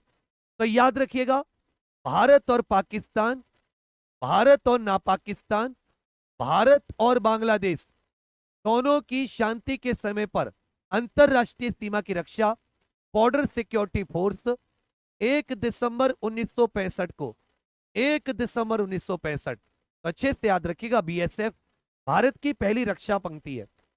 पुलिस और पब्लिक ऑर्डर ये किस सूची में आते हैं? पुलिस और जो लोक व्यवस्था है ये कौन सी सूची का भाग है?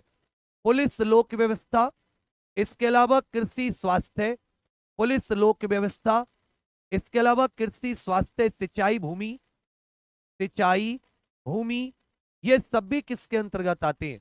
ये राज्य सूची। तो पुलिस किसके अंतर्गत आती है? कहोगे सर राज्य सूची के अंतर्गत। किस मुगल सम्राट का शासन स्थापत्य कला का स्वर्ण युग कहलाता है? स्थापत्य कला का स्वर्ण युग। किस मुगल सम्राट का शासन स्थापत्य कला, इसी ने ही यमुना नदी के किनारे आगरा में ताजमहल की स्थापना की थी। आगरा में ताजमहल की स्थापना किसने की थी? किसने बनवाया था? कहोगे सर शाहजहां। इसी ने, याद रखिएगा, दिल्ली की जामा मस्जिद, दिल्ली का लाल किला। इस वजह से इसके समय को, इस वजह से इसके समय को स्थापत्य कला का स्वर्ण युग कहा जाता है। 58 का सी, यूपी में थाने का चीफ कौन होता है? यूपी में थाने का चीफ कौन होता है? यूपी में देखिए, एसपी जो होते, जिले का पुलिस प्रमुख, जिले का पुलिस प्रमुख, ये क्या होते हैं? जिले के पुलिस प्रमुख होते हैं।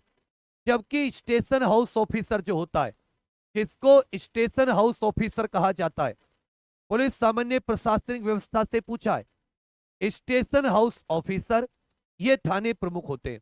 कल स्वतंत्र भारत में यूपी के पहले डीजीपी कौन बने? स्वतंत्र भारत में यूपी के पहले डीजीपी साहब कौन बने? स्वतंत्र भारत में यूपी के पहले डीजीपी साहब। तो भारत कब आजाद हुआ है? कहोगे सर 15 अगस्त 1947। उसके बाद में यदि आप आईजी ऑफ पुलिस, डीजीपी का पद नहीं होता था, इंस्पेक्टर जनरल ऑफ पुलिस होता था। उसके बाद में नाम क्या पड़ा है? उसके बाद में नाम आप कह सकते हो। तो जो पहले भारतीय थे उनका नाम था 27 अक्टूबर 1947 को बने बी एन लाहिरी। अब आप देखोगे बी एन लाहिरी ये सती आजाद भारत में, उत्तर प्रदेश पुलिस के, स्वतंत्र भारत में यूपी पुलिस के पहले प्रमुख, उत्तर प्रदेश पुलिस के प्रथम प्रमुख थे, प्रथम भारतीय प्रमुख, पहले भारतीय प्रमुख। लेकिन इनके पद को आईजीपी कहा जाता था। डीजीपी 1981 में नाम पड़ा इस पद का। Director general of police Mahendra Singh पहले बने, महेंद्र सिंह। तो स्वतंत्र भारत में इसमें से कोई नाम नहीं है, तो इनमें से कोई नहीं, इनमें से कोई नहीं। जिला पुलिस प्रमुख कौन होता है? जिला पुलिस का हेड कौन होता है? जिसके अंदर पूरी जिला पुलिस आती है। थोड़े से क्वेश्चन और बचे, मतलब जब तुम पूरा का पूरा सिलेबस पढ़ के जाओगे तो तुम्हें अंदर से साथी कुछ ना कुछ मतलब महसूस होगा अच्छा अच्छा, और मेरी मेहनत भी काम आ जाएगी। गलत तो नहीं कह रहा कि तुम लास्ट तक रुक के जाओ। बताओ बच्चा, एक बात याद रखिएगा, जब असफलता मिलती है ना, और जो लोगों के आंखों में हमारे लिए अनादर होता है, मेरे तो समझ में नहीं आता तुम उसको महसूस क्यों नहीं कर पाते।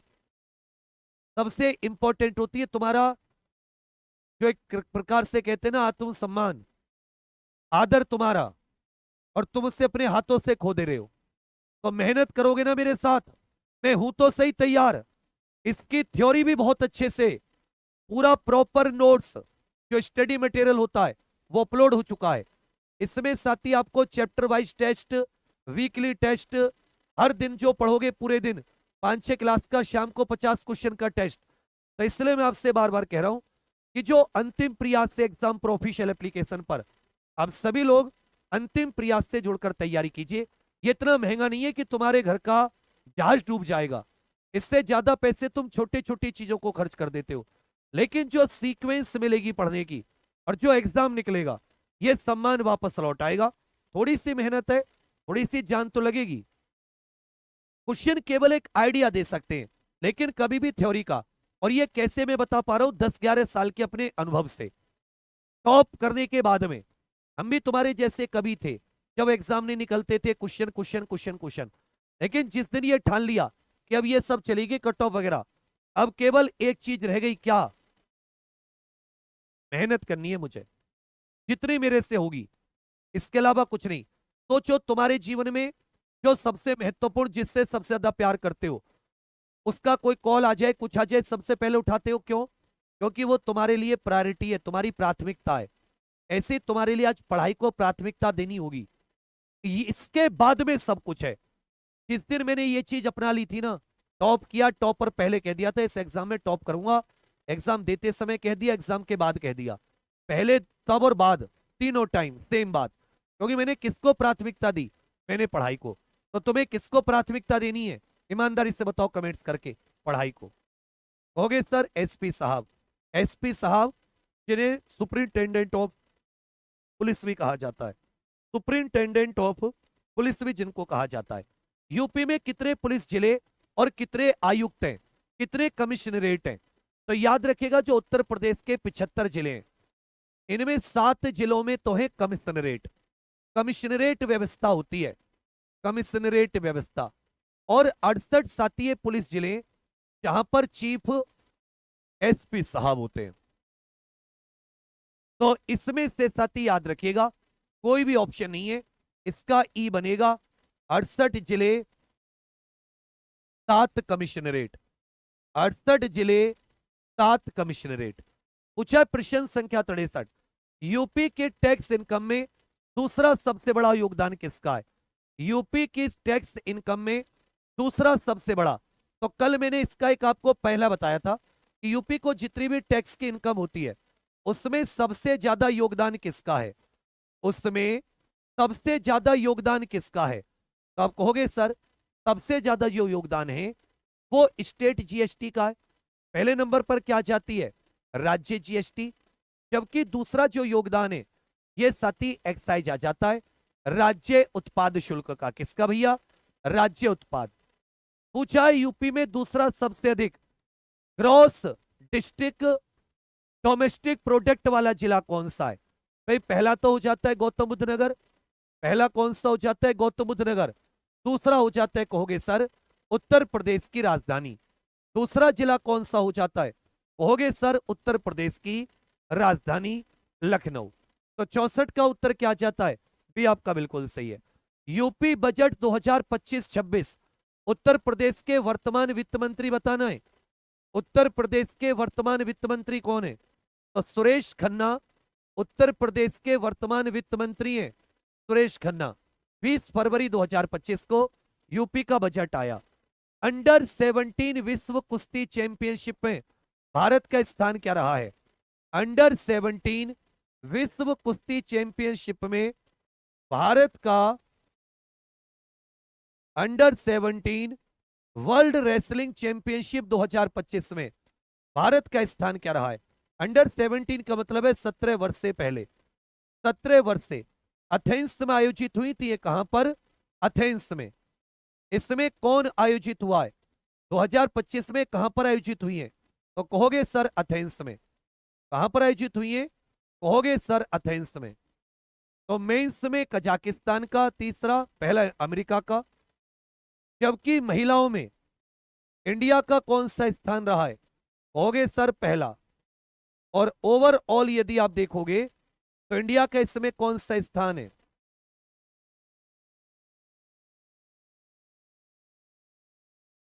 बिल्कुल सही।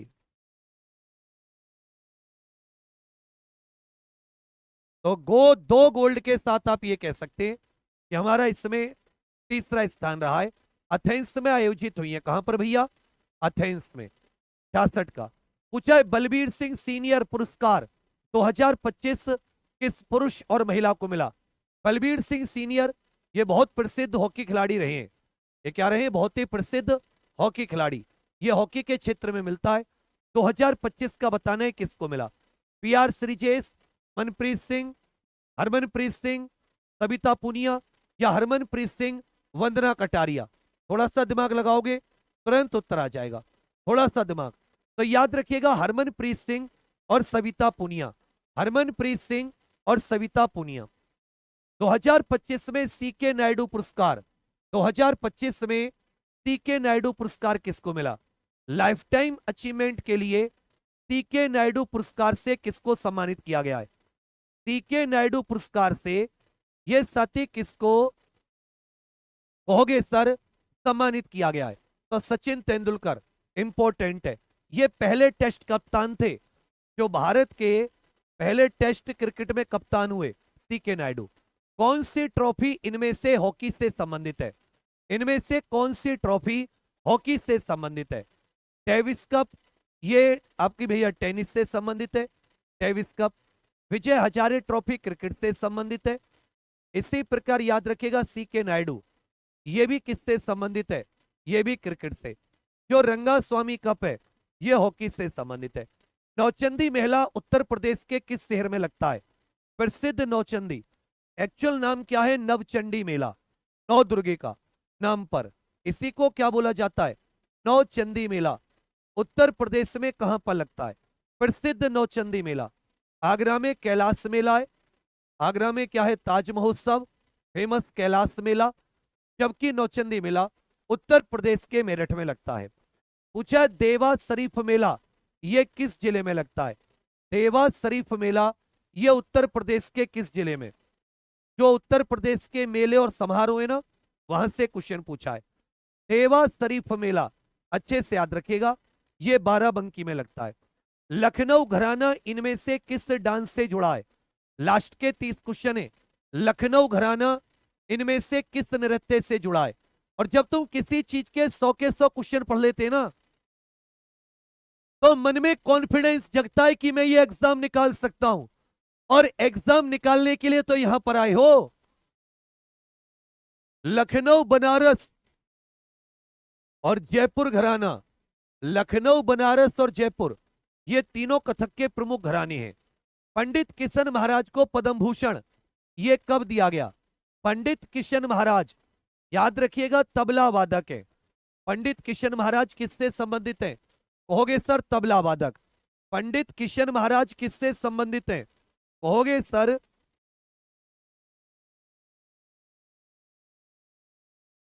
जो पंडित किशन महाराज जी हैं ये किससे संबंधित है? अच्छे से याद रखिएगा, किशन महाराज फेमस तबला वादक है। किशन महाराज जी फेमस तबला वादक। वही पूछा है कि ये इनको दिया कब गया था? तो 1991 में पद्म भूषण। यूपी संगीत नाटक अकादमी की स्थापना, उत्तर प्रदेश संगीत। यदि केंद्र सरकार की संगीत नाटक अकादमी पूछता, केंद्र सरकार की संगीत नाटक अकादमी पूछता, तो ये 1952 में। लेकिन अगर यूपी की पूछी है 1963, आपका बिल्कुल सही है। छोलिया नृत्य इनमें से किस राज्य का है? छपेली, छोलिया, छपेली, छोलिया, ये नृत्य इनमें से किस राज्य का है? छपेली, छोलिया, लांगवीर, ये किस राज्य के डांस है? छपेली, छोलिया, लांगवीर। ये कला संस्कृति वाले टॉपिक से क्वेश्चन पूछा है। ये क्वेश्चन किससे है? कहोगे सर कला संस्कृति वाले से है। किससे भैया? कला संस्कृति वाले से,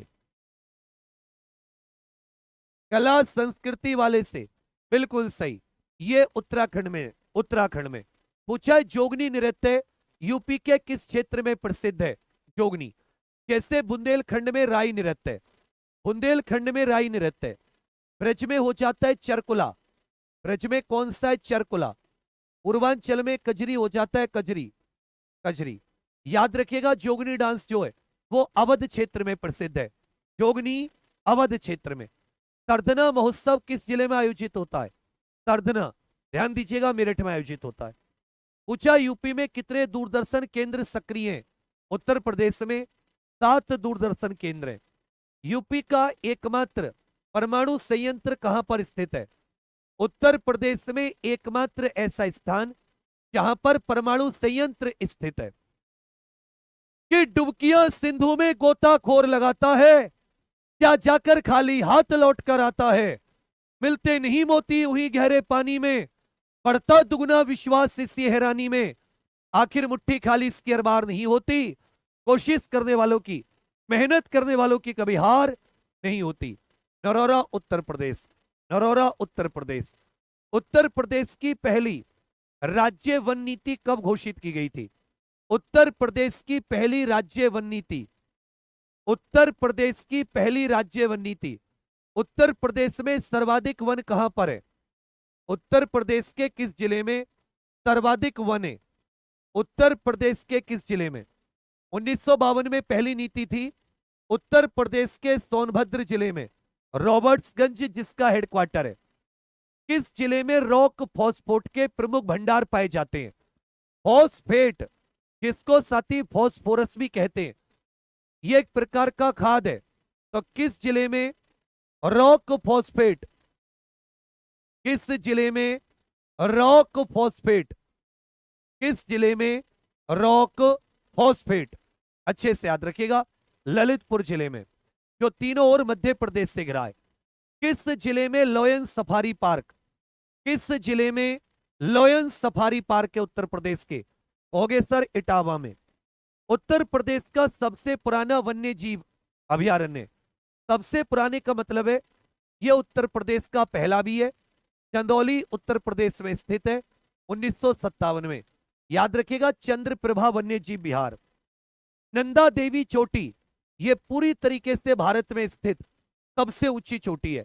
जैसे माउंट केटू है तो हमारी, लेकिन अवैध रूप से पाकिस्तान वाले हिस्से में है, जिस पर पाकिस्तान ने कब्जा किया है। फिर आ जाती है 8,586 मीटर कंचनजंगा, वो पूरी तरह भारत में स्थित नहीं है, क्योंकि कंचनजंगा भारत के सिक्किम और नेपाल के बॉर्डर पर है।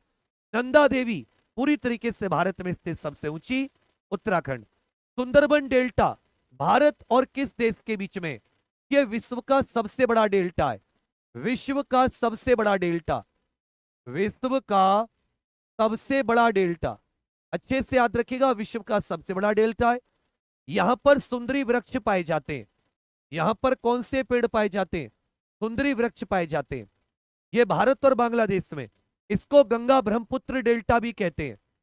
बायोडायवर्सिटी या जैव विविधता, इस शब्द का अर्थ क्या है?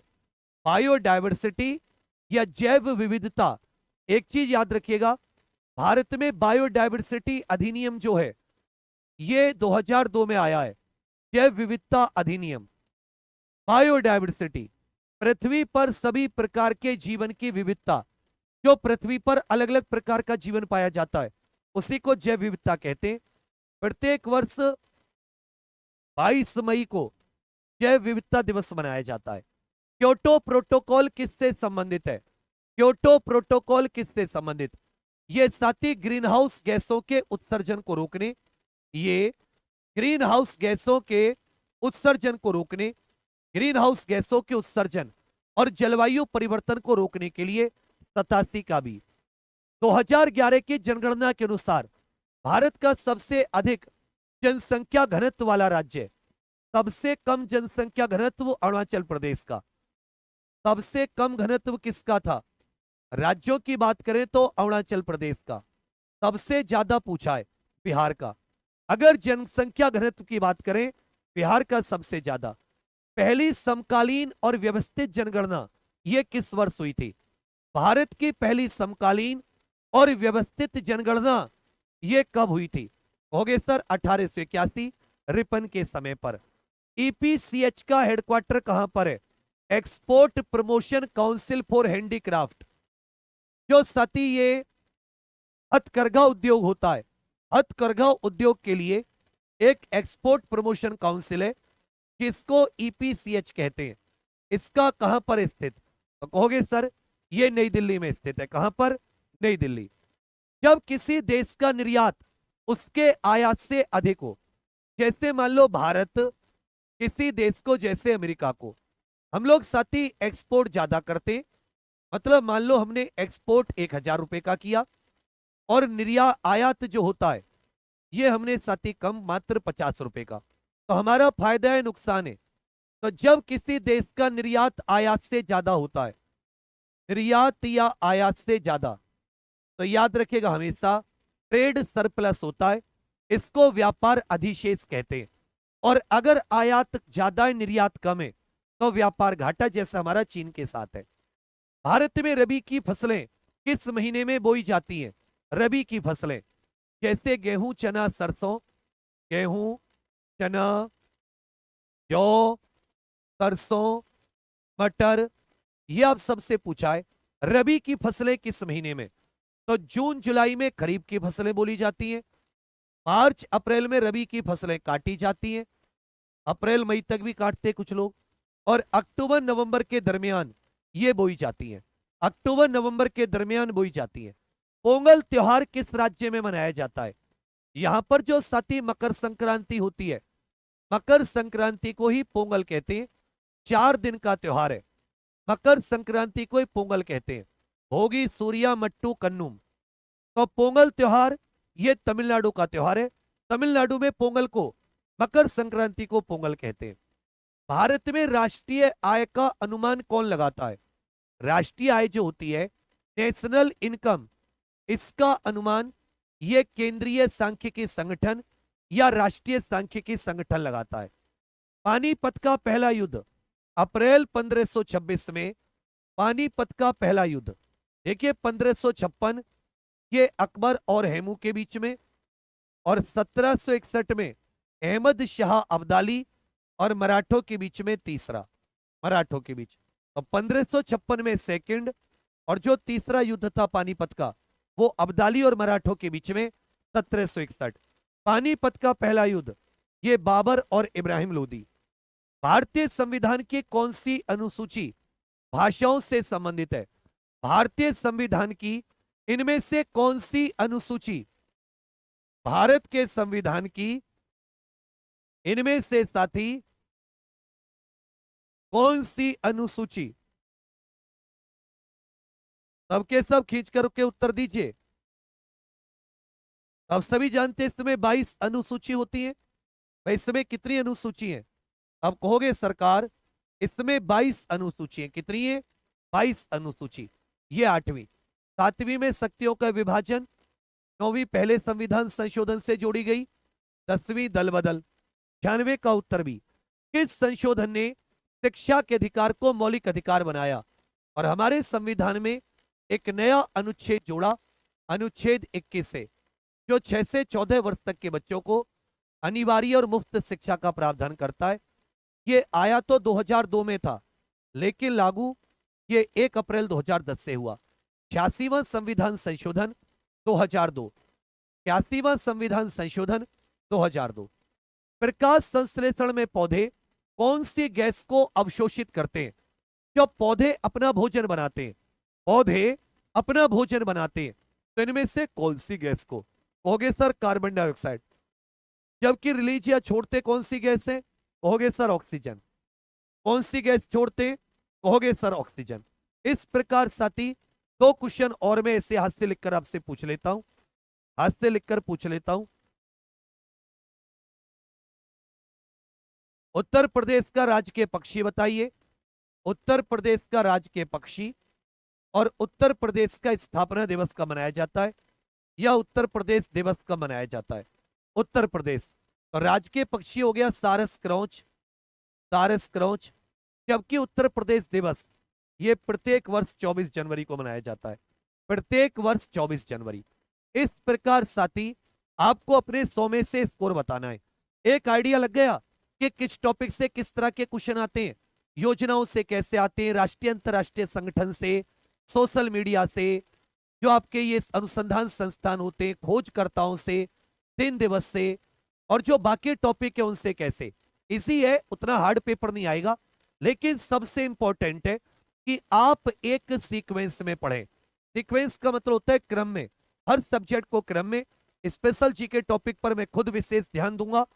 दूसरी बात, आपके पास अच्छा स्टडी मटेरियल हो जिससे आपको भटकना ना पड़े, खूब सारे क्वेश्चंस की प्रैक्टिस कर पाएं, और टेस्ट के द्वारा हम लोग आपकी प्रोग्रेस भी चेक कर पाएं कि आप कितनी उन्नति कर रहे हो। तब सभी लोग, ये 99 रुपए का केवल गुरु दक्षिणा का बैच है एग्जाम प्रो ऑफिशियल एप्लीकेशन पर, जिसका नाम है अंतिम प्रयास। होम गार्ड के लिए अंतिम प्रयास करने के लिए अभी तुरंत के तुरंत इस क्लास के बाद में आप सबके सब जुड़ जाएं। इस क्लास के तुरंत बाद एग्जाम प्रो ऑफिशियल एप्लीकेशन जिनके पास नहीं है वो गूगल प्ले स्टोर से इंस्टॉल कर लो, और जाके ऑनलाइन पेमेंट है 99 का कर दो, और जिसके पास है वो। अब ये जो साथी आप यहां पर 22 तारीख को एक लिंक देख रहे हैं, इसको साथी लाइक करके जरूर चले जाना। लाइक करने से केवल थोड़ा सा हौसला मिलता है कि आप सबका साथ है। देखो मैं आपसे कोई इतने हजारों करोड़ रुपए नहीं मांग रहा, नहीं, मैं बस मुझे एक प्रॉपर कंटेंट देना है। बाकी आपकी इच्छा है कि आपको भटकना है, 10 जगह आपको इधर से उधर, तो वो आपकी मर्जी है। लेकिन मैं जो जुड़ रहा है मैं उससे एक बात कह दे रहा हूं, चाहे किसी का 1 लाख का कोर्स क्यों ना हो, तुम लोग उनसे कम से कम 10 नंबर ज्यादा लेकर आओगे। तुम बस इतना भरोसा रखो, ये कंटेंट किसी के पास है नहीं है जीके का, ये प्रॉपर बनाया हुआ है, मेहनत की गई है कांस्टेबल की वजह से। तो ये तुम्हारे लिए भी आ गया काम, क्योंकि वही टॉपिक है। जो नए टॉपिक जुड़े उनका कंटेंट बनना शुरू हो गया। तो सबके सब साथी अभी जाकर तुरंत जुड़ जाएं, बढ़िया पढ़ाई करेंगे। कम से कम अगले 10 दिन में 1-2 चैप्टर कंप्लीट कर लो, जिससे 1 दिसंबर से बहुत ही तरीके से चले। और क्लास 9 बजे शुरू होती है, पूरी लेकर जाया करो। तो सबके सब अंतिम प्रयास से जुड़ जाना।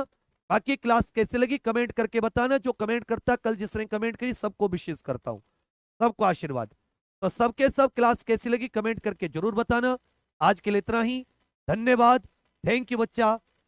सबके सब अंतिम प्रयास से जरूर जुड़ना। और 23 तारीख सुबह 8 बजे से 12 घंटे जो बाद में रिकॉर्डेड देखते हैं वो भी लाइव रहना। जय हिंद।